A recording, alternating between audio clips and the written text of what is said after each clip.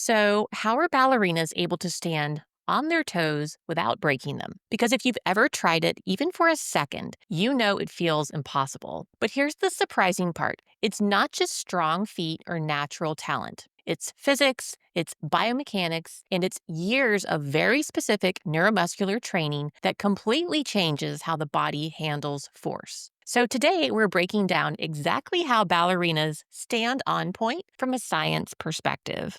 All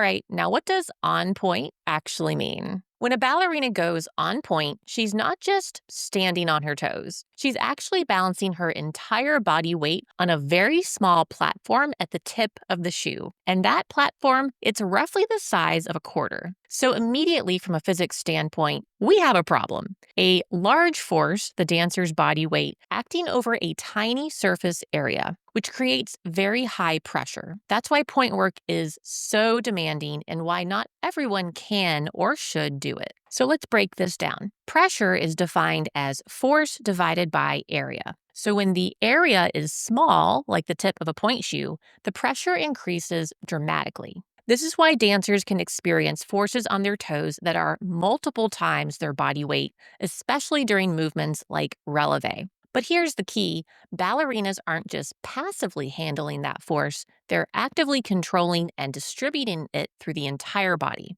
Now, standing on point is not about the toes alone. It's about alignment from head to toe. Ideally, when a dancer is on point, the center of mass is stacked directly over the platform of the shoe. The ankle is fully plantar flexed or pointed. The knee and hip are extended and aligned, and the trunk is stable and upright. Why does all of this matter? Because if the body is aligned, the force travels straight down through the skeleton instead of creating excess torque at the joints. But if alignment is off, even slightly, you get increased stress on the toes, more muscular effort to compensate, and a higher injury risk. So, point isn't just strength, it's precision and force direction. Now, let's talk about the shoe. Because it's not just aesthetic. A point shoe is actually a mechanical support system. It has a box, which distributes the pressure across the toes, a shank, which supports the arch and helps resist bending, and then the platform, which increases the surface area slightly.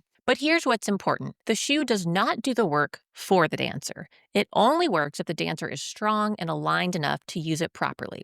In fact, research shows that when point shoes become dead or too soft, stability decreases, muscle activation increases, and postural sway increases. So the shoe is assisting, but the body is still doing the majority of the control. When a ballerina is on point, it's not just the feet doing the work, it's a full body effort.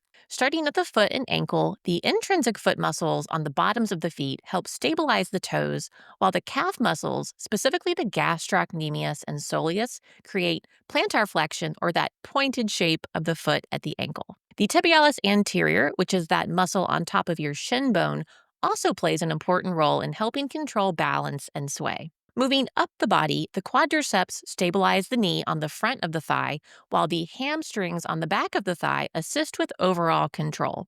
At the hips, the gluteus medius is key for pelvic stability, and the deep rotator muscles help maintain turnout and proper alignment. And finally, the core, especially the abdominals and spinal stabilizers, works to control the trunk and keep the entire system balanced and supported. So when a ballerina is on point, she's not just standing on her toes, she's performing a high-level balance task with coordinated muscle activation across the entire body. Now, this is where things get really interesting. Standing on point is essentially a dynamic balance challenge. Even when it looks still, the body is constantly making micro adjustments. Dancers develop enhanced proprioception or body awareness, faster neuromuscular responses, and better control of their center of mass over a small base of support. This is actually similar to what we study in balance and fall prevention research. The difference is most people try to avoid instability while dancers actually train to control it. So why can't someone just put on point shoes and stand on their toes?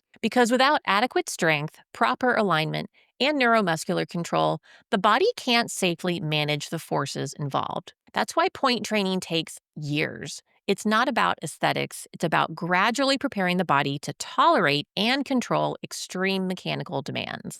So the next time you see a ballerina standing effortlessly on her toes, just remember you're not just watching art, you're watching physics in action, biomechanics at its limits, and years of training that allow the human body to do something truly extraordinary. Thank you again for tuning in, and I look forward to seeing you next time on the Ballet Science Podcast.